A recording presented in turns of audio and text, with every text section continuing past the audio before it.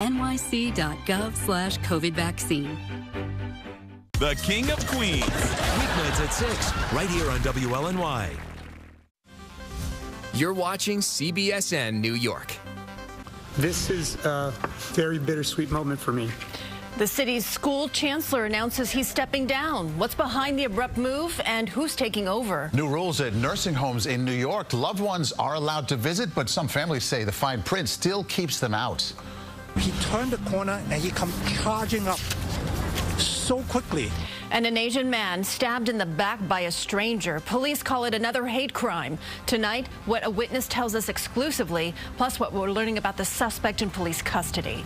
Good evening, I'm Christine Johnson. I'm Maurice Dubois. We begin with a shakeup for the city schools. The Chancellor, Richard Carranza, is calling it quits. And the person picked to replace him is making history. CBS 2 political reporter Marcia Kramer has this. When Mayor de Blasio went to the reopening of a Bronx middle school yesterday, he had a secret.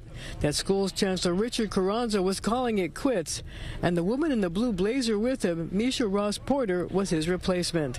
He is turning the page and going on to a new chapter in his life. Parents were thrilled with the selection of Porter, who recently served as Bronx executive superintendent and has had positions at every level of the school system. She'll be the first black woman to lead the city's 1,100 public schools. That's excellent.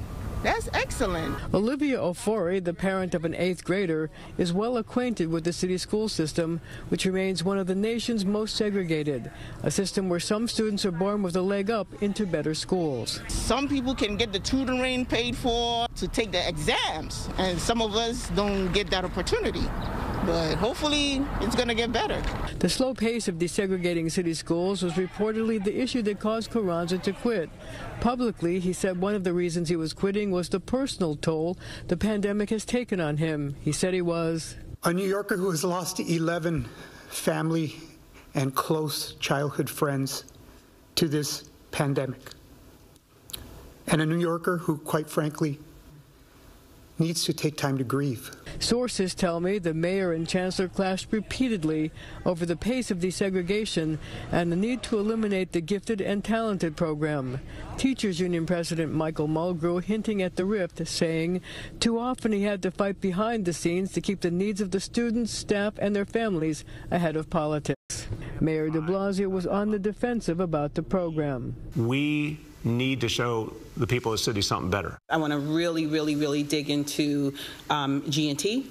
I think that is top of mind and top priority, and that is where my first focus will be as it relates to integration. Chancellor Carranza is expected to leave his position in 2 weeks. He says he does not have another job lined up. In the Kingsbridge section of the Bronx, I'm Marcia Kramer, CBS 2 News. A newly declassified U.S. intelligence report blames the Saudi crown prince for the murder of Jamal Khashoggi. The Washington Post contributor was killed in 2018 in Turkey.